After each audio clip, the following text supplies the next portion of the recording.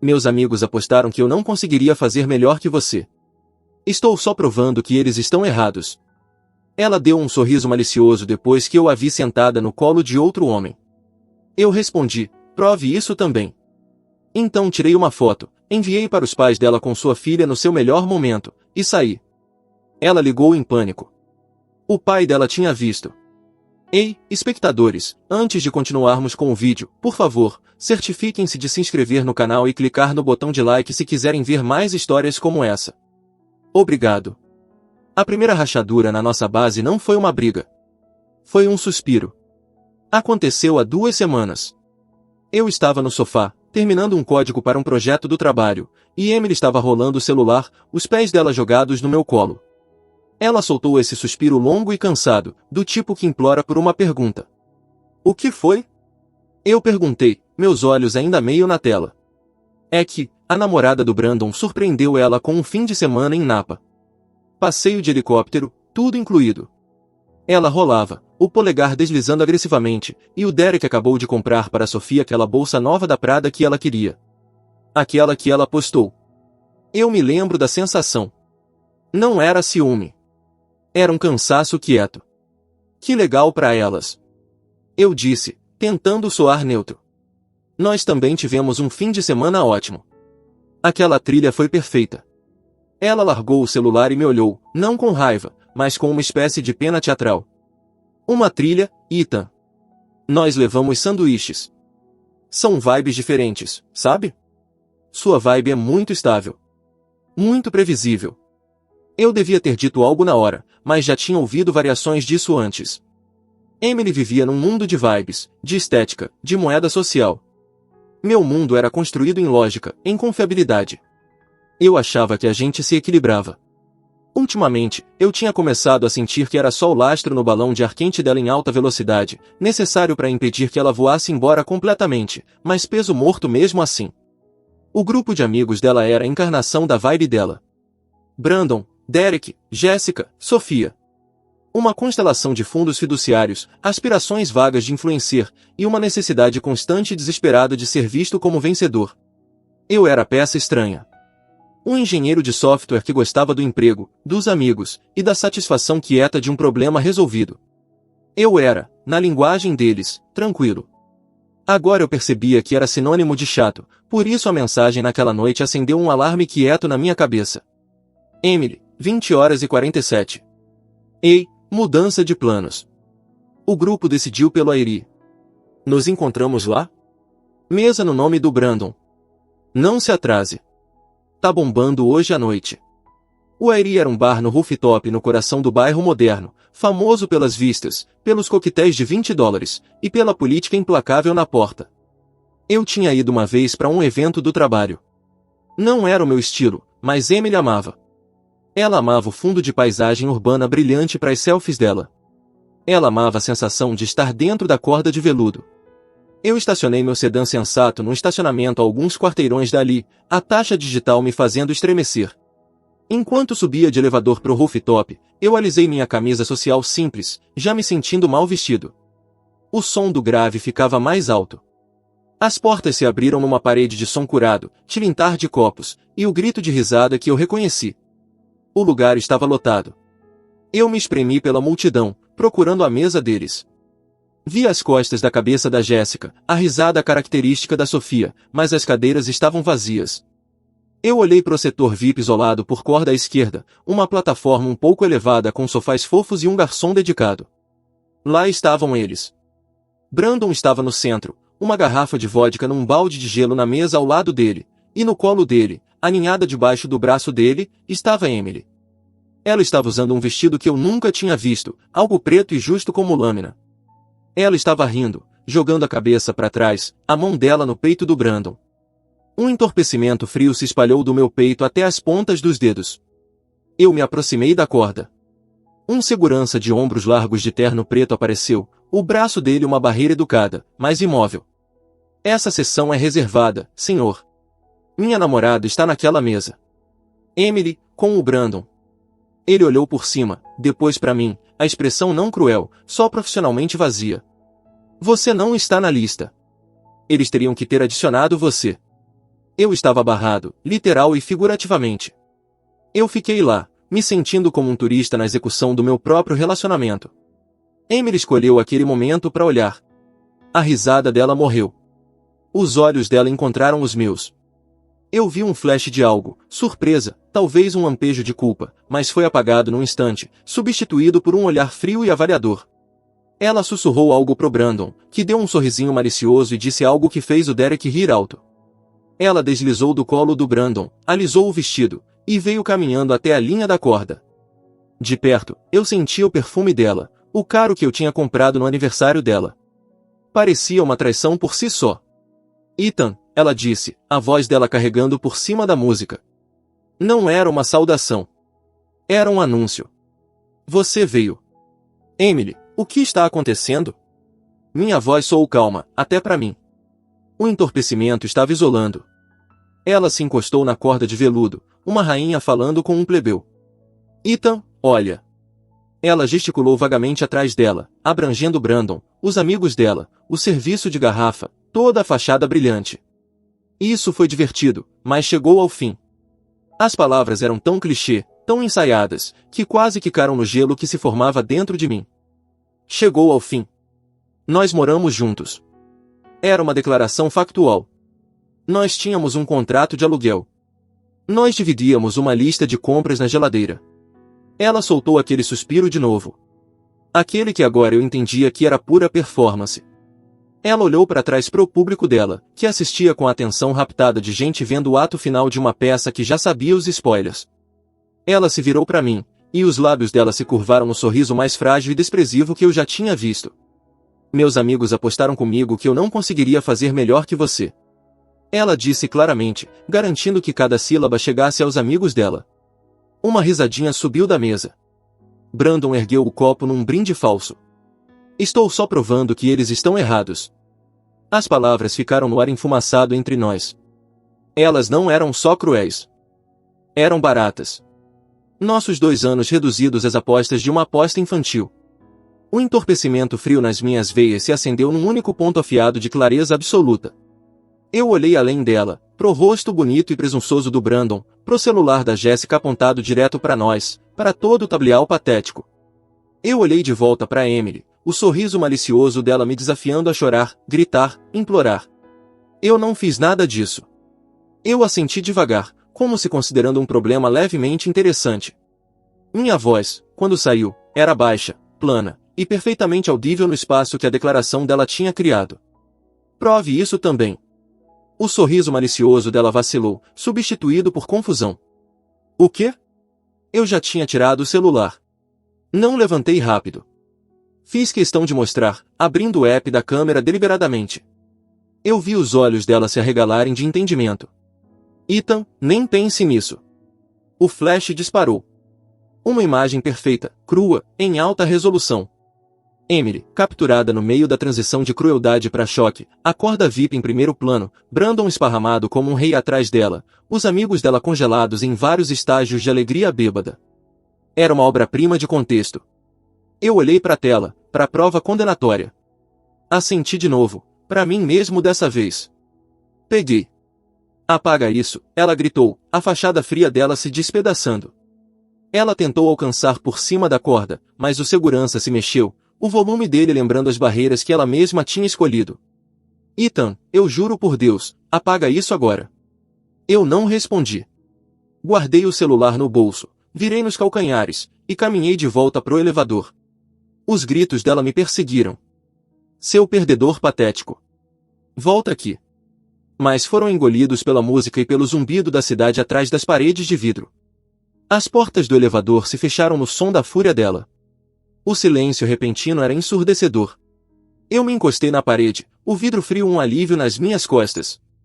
Meu coração batia forte, mas minha mente estava preternaturalmente calma. O quebra-cabeça estava completo. O comportamento distante, os suspiros, os insultos disfarçados de observações. Tudo levava aqui, a um bar no rooftop onde eu era a piada de uma aposta. Enquanto o elevador descia, eu não pensava no amor perdido, que parecia ter sumido meses atrás. Eu pensava na foto no meu bolso. E pensava no William, o pai autêntico e direto da Emily, que valorizava a honra e discrição acima de tudo. O homem que, apenas 3 meses atrás num jantar de bife, tinha me olhado nos olhos e dito, você é bom pra ela, Ethan. Você a mantém no chão. O jogo não tinha acabado. Ela tinha acabado de provar pros amigos dela que podia ser cruel. Era minha vez de provar algo para a única pessoa cuja opinião realmente assustava ela. O ar da cidade fora da área era fresco e quieto, um contraste forte com o caos pressurizado que eu tinha acabado de deixar. Eu não corri. Eu caminhei num ritmo firme e deliberado de volta para o estacionamento. O entorpecimento tinha se solidificado num tipo de sistema operacional, limpo, lógico e orientado a tarefas. Dor de coração era um luxo para depois. Agora, havia protocolos a seguir.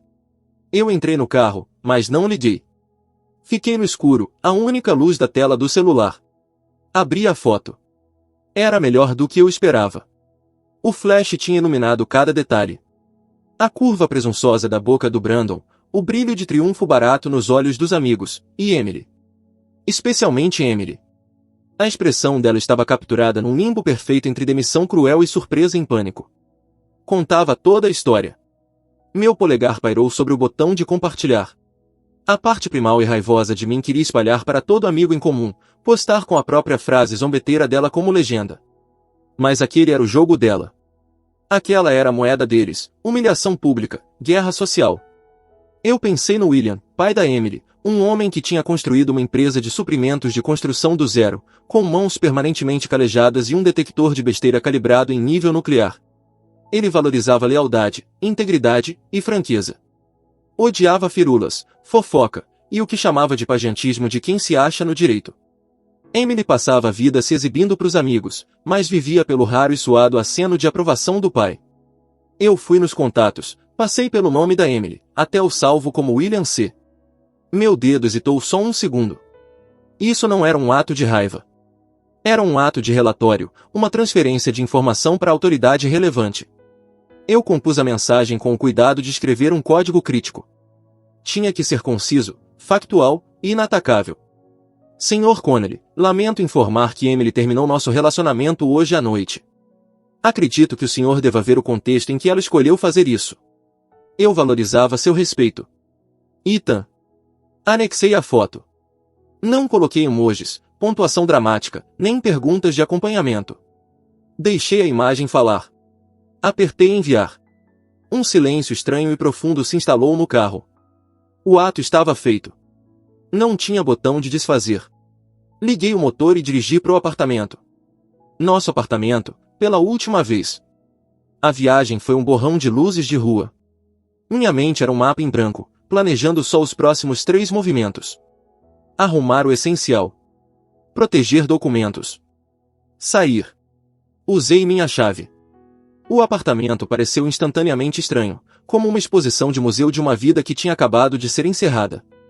Lá estava o sofá onde ela tinha suspirado sobre trilhas. A ilha da cozinha onde eu tinha cozinhado macarrão para ela enquanto ela falava do passeio de helicóptero da Jéssica. Agora tudo era só cenografia. Fui pro quarto e tirei minha velha bolsa de viagem do topo do armário. Trabalhei com eficiência.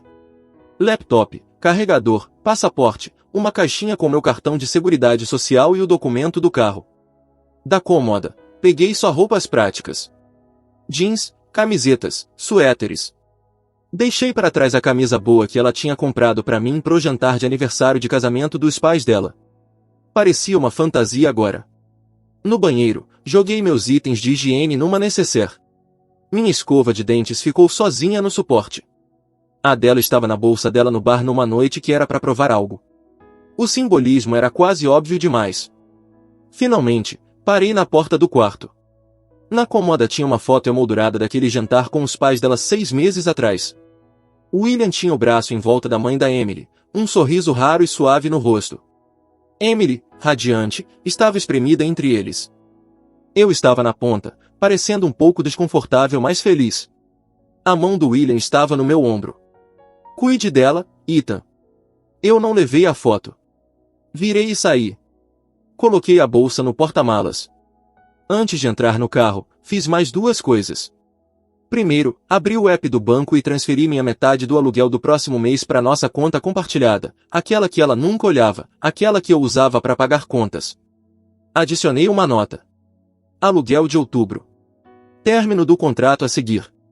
Sem drama. Só negócios. Segundo, e finalmente, fui nas configurações do celular. Encontrei o contato da Emily. Não deletei. Bloqueei o número dela. Depois bloqueei ela em todas as redes sociais que eu lembrava. Não era um ato de raiva. Era um firewall. Ela tinha escolhido me tornar um estranho. Eu agora tornava essa escolha permanente e segura.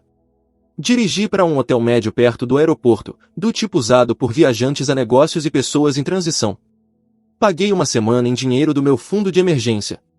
O quarto era sem graça, bege, e abençoadamente silencioso. Coloquei a bolsa perto da mesa. Tirei o laptop, mas não abri. Só me sentei na beira da cama, no silêncio absoluto, e deixei o silêncio pressionar. A onda emocional que eu estava segurando finalmente cresceu. Não eram lágrimas por ela.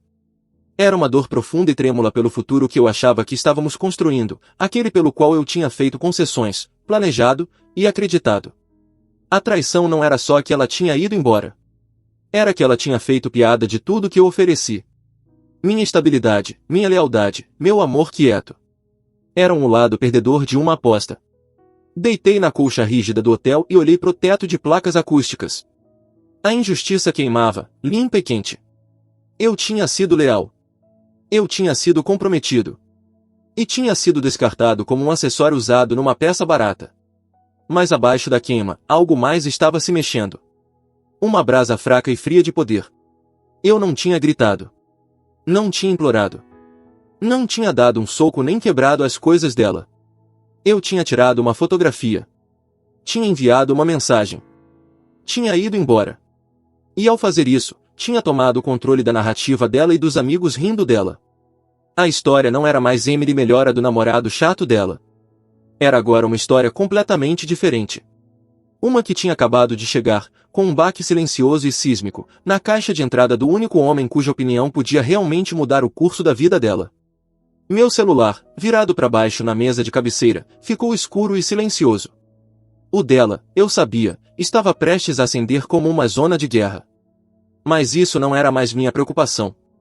Meu firewall estava ativado. Pela primeira vez em meses, minha mente, embora machucada, era minha novamente. A primeira luz da manhã no quarto do hotel era cinza e fina. Dormi em intervalos, os lençóis esterilizados desconhecidos, mas dormi. Não havia agonia retorcida, só uma aceitação vazia e cansada. Meu celular, quando chequei às 7 da manhã, mostrava só notificações do trabalho e uma atualização do tempo. O firewall estava segurando. Passei pelos movimentos. Tomei banho. Vesti as roupas limpas e simples da bolsa. Desci e comi um café da manhã sem graça e gratuito, cercado por estranhos quietos com malas de rodinhas. A normalidade era seu próprio tipo de anestésico. Às 10 da manhã, a curiosidade, fria e clínica, venceu. Eu precisava avaliar o estrago, não por gratificação emocional, mas por consciência situacional, como checar o tempo depois de um alerta de tempestade. Fui nas configurações do celular e, com cuidado deliberado, desbloqueei temporariamente o número da Emily. Por um segundo, nada aconteceu. Depois, a tela explodiu. Uma torrente de notificações desceu. Chamadas perdidas. Alertas de correio de voz. Mensagem de texto atrás de mensagem de texto. Um scroll frenético e caótico de desespero e raiva. A primeira tinha chegado às 23h37 da noite passada. Emily. 23h37, o que você fez, Emily? 23h41, meu pai acabou de me ligar. Ele viu aquilo. Ethan, atende o telefone. Emily. 23h53, liga pra ele agora e diz que era brincadeira. Uma pegadinha. Diz que estávamos filmando uma skit idiota pro TikTok ou algo assim. Emily. 0h15, ele não está atendendo minhas ligações agora. Isso não tem graça. Emily. 0h48, meu cartão acabou de ser recusado no bar. Que diabos você disse pra ele? Rolei, impassível. O tom mudava conforme a noite avançava. Emily. 1h22. O Brandon era só brincadeira. Não significou nada. Você sabe como meus amigos são. Você está levando isso a sério demais. Emily. 2h05. Estou no apartamento. Cadê você? Precisamos conversar. Emily. 3h11. Você está tentando arruinar minha vida. Meu pai gerencia meu fundo fiduciário. Ele está falando em me fazer aprender responsabilidade.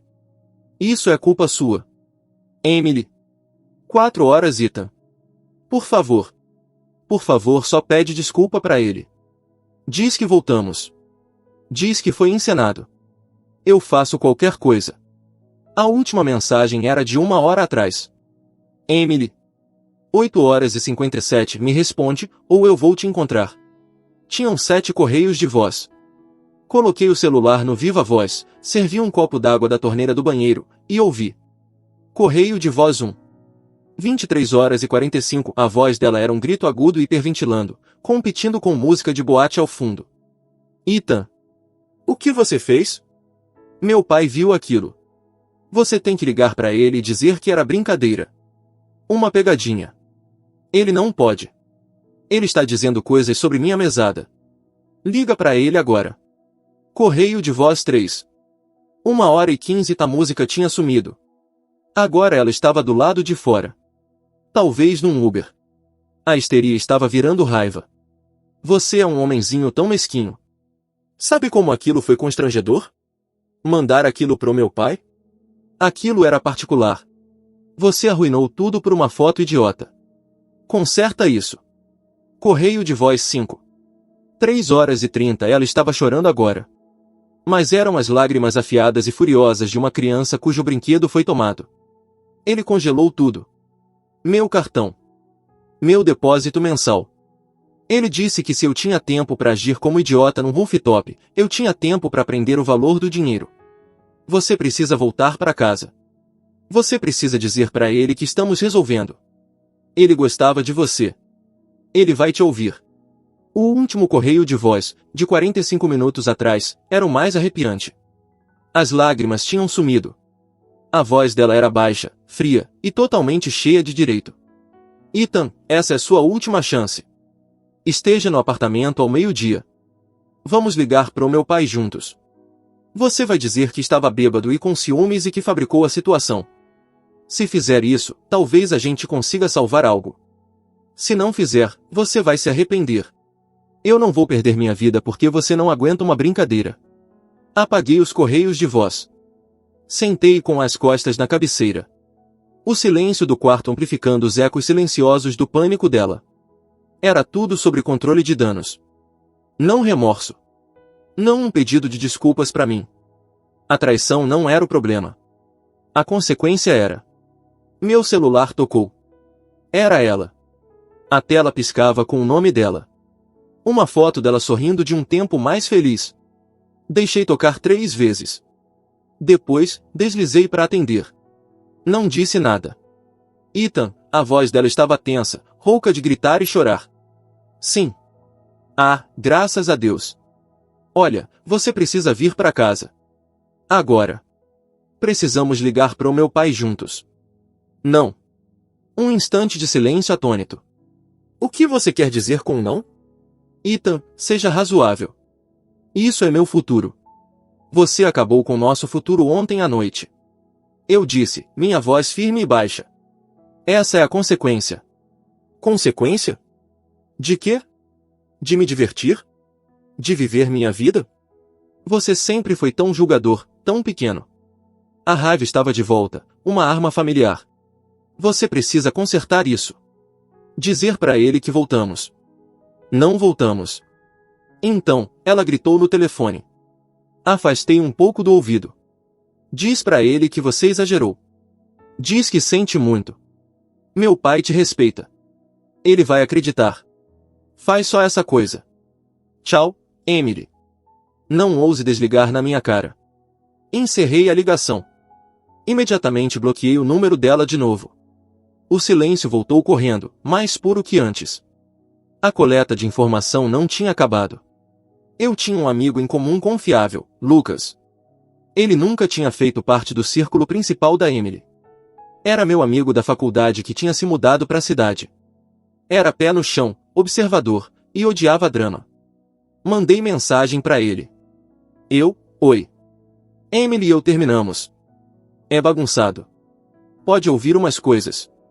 Só queria que soubesse por mim primeiro. A resposta dele foi quase instantânea. Lucas, cara. Já ouvi. Você tá bem? Vou ficar. O que você ouviu? 3 pontinhos apareceram e sumiram por um bom tempo. Lucas. A Jéssica ligou para minha namorada, surtando. Disse que o pai da Emily cortou ela completamente. Congelou o fundo, cancelou cartões de crédito, tudo. Pelo visto, ele chamou de uma aula magna em caráter ruim e julgamento pior ainda. Disse que ela podia prender o valor de $1 já que valorizava tão pouco o resto. Uma satisfação sombria, limpa e afiada, se instalou no meu peito. As palavras do William eram um eco direto e brutal dos valores que ele sempre pregava. Lucas. Além disso, o Brandon é um babaca. Pelo visto, depois que você saiu, ele disse para Emily que estava ficando pesado demais e que não estava procurando um projeto. Saiu com outra garota 1 hora depois. Emily teve que implorar para Jéssica um Uber para casa. Lucas. O grupo de amigos está se afastando. O Derek chamou tudo de má aparência. A Jéssica está puta porque acha que faz o squad deles parecer lixo. Todos estão preocupados com a própria reputação agora. Valeu por contar. Lucas. Sempre. Pelo que vale, você merece muito melhor. Me avisa se precisar de um sofá. Desliguei o celular. O karma não era místico. Era causa e efeito. Ela tinha trocado minha firmeza por moeda social, só para descobrir que a moeda era falsa e a conta bancária dela estava fechada. Tinha escolhido um homem que havia como entretenimento e foi descartada quando o show ficou chato. Tinha valorizado as opiniões de amigos inconstantes que agora estavam se dispersando para proteger a própria marca. Eu não sentia alegria. Sentia uma validação profunda e cansada. O mundo, do seu jeito duro, estava simplesmente refletindo de volta as escolhas que ela tinha feito naquele rooftop. Uma última peça de informação chegou algumas horas depois via um e-mail formal na nossa conta compartilhada da empresa de administração do imóvel. Era um aviso de violação do contrato por barulho excessivo e perturbação na noite passada, citando uma reclamação do vizinho de baixo sobre uma mulher gritando e jogando coisas na nossa unidade entre 3 e 5 da manhã. Fechei o laptop. O meio estava respirando. A injustiça da traição agora estava sendo contrabalançada pela matemática inexorável das consequências. Meu caminho era silêncio, distância e auto-reparo. O dela, como visto pelo buraco da fechadura dessas comunicações, estava se desfazendo num scramble desesperado e raivoso para recuperar um privilégio que ela nunca tinha ganhado e que tinha acabado de incendiar espetacularmente. Fui dar uma caminhada longa. Não pensei nela. Pensei no que ia jantar, numa nova linguagem de programação que queria aprender, no prazer quieto de um horário que pertencia só a mim. A brasa de poder não era sobre a queda dela. Era sobre minha liberdade. E a cada passo longe daquele hotel, daquela vida, daquela pessoa, a brasa crescia firme e quietamente, virando uma chama. 7 meses é muito tempo e uma vida sendo reconstruída. É tempo suficiente para um quarto de hotel virar um apartamento temporário e para esse apartamento virar um condo claro e arejado com contrato só no seu nome. É tempo suficiente para ser promovido a desenvolvedor líder pela força do trabalho focado. É tempo suficiente para reaprender o prazer das manhãs de sábado com um livro, o silêncio quebrado só pela máquina de café. E é tempo suficiente para conhecer alguém. Olivia não era nada como Emily. Onde Emily era uma performance, Olivia era uma conversa. Ela era designer gráfica com um humor quieto e um olhar firme e observador. Nosso primeiro encontro foi num café de livraria que Emily teria chamado de pitoresco, código dela para chato. Conversamos por 3 horas sobre tudo e nada. Não tinha cálculo, não tinha pose. Era só fácil. Numa tarde de sábado fresca, estávamos no nosso lugar favorito, uma cervejaria rústica com mesas comunais longas e um pátio cheio de cachorros. Eu estava com uma flanela bem usada, Olivia com um suéter macio, a mão dela descansando levemente no meu antebraço enquanto terminava uma história sobre um cliente difícil. Estávamos dividindo um pretzel. Eu estava, pela primeira vez em mais de um ano, genuinamente sem complicações feliz. O passado parecia um livro mal escrito que eu tinha devolvido na biblioteca há muito tempo. O universo, com seu senso irônico de timing, escolheu aquele momento para virar a página. Eu a vi primeiro do outro lado do pátio. A mudança era chocante. Emily estava embrulhada num casaco puffy de aparência barata, o cabelo preso num rabo de cavalo descuidado. Ela parecia mais velha, cansada. Estava com Mia, uma amiga periférica do grupo antigo que sempre parecia vagamente pedindo desculpas. Elas estavam sendo sentadas 2 mesas afastadas. Os olhos da Emily varreram o pátio, um scan habitual por status ou reconhecimento. Eles travaram em mim. O choque no rosto dela foi imediato, seguido por uma enxurrada complexa de emoções. Esperança, desespero, um lampejo da velha vaidade. Ela disse algo bruscamente para Mia, que fez careta e começou a se espremer pelas mesas na nossa direção. Olivia sentiu eu ficar imóvel. Ela seguiu meu olhar. Alguém que você conhece, ela perguntou, a voz baixa e calma. Minha ex, eu disse, igualmente baixo. Aquela do rooftop. As sobrancelhas da Olivia se ergueram levemente em compreensão. Ela não ficou tensa nem tirou a mão. Só deu um pequeno aceno composto. A presença dela era uma âncora. Emily parou na beira da nossa mesa. Ela ignorou Olivia completamente, os olhos dela cravados em mim. Ethan, oi. A voz dela tentou soar casual, mas caiu em território tenso. Você está bem, Emily, eu respondi, dando um único aceno de reconhecimento. Nada mais. O silêncio se esticou. Ela mudou o peso de uma perna para outra, claramente esperando mais, uma pergunta, uma reação, algo para se agarrar. Olha, ela vacilou, as falas ensaiadas falhando diante da minha absoluta imobilidade. Ela tentou de novo, forçando um tremor na voz. Tive muito tempo para pensar, muito tempo sozinha. Ela enfatizou a última palavra, esperando simpatia. Nenhuma veio. O que eu disse no rooftop, aquelas não eram minhas palavras. Eu estava tentando impressionar pessoas que não importam, pessoas que sumiram agora. Ela finalmente olhou para Olivia, um flick rápido e descartador dos olhos, antes de voltar toda a atenção suplicante para mim. Você importava. Nós importávamos. Eu não disse nada. Só esperei, minha expressão de paciência educada e distante. A compostura dela rachou um pouco. O desespero vazou. Meu pai, ele ainda não vai restaurar tudo completamente. Ele diz que eu preciso demonstrar, sustentar maturidade. Ela disse as palavras como se fossem um conceito estrangeiro e injusto. Se ele soubesse que estamos conversando, se visse que podemos ser civilizados, ajudaria. Provaria instável. Ela deu um passo mais perto, a voz baixando para um sussurro conspiratório. Talvez a gente pudesse tomar um café algum dia. Só conversar. Começar de novo. O você e eu de verdade, sem todo o barulho. Essa era a jogada dela. Não um pedido de desculpas para mim, mas uma proposta de me usar como referência pro pai dela, uma escada de volta pro financiamento antigo dela. Foi Olivia quem quebrou o silêncio primeiro, não com palavras, mas com um aperto sutil, quase imperceptível, no meu braço. Não era possessivo. Era de apoio. Estou aqui. Isso é com você. Olhei para Emily, realmente olhei para ela, pela primeira vez desde que ela tinha chegado. Vi a tensão ao redor dos olhos dela, o casaco barato, o vazio onde a confiança performativa dela costumava estar. Não senti nada. Nem raiva, nem pena, nem nostalgia. Só um espaço vasto e quieto onde ela costumava estar. Emily.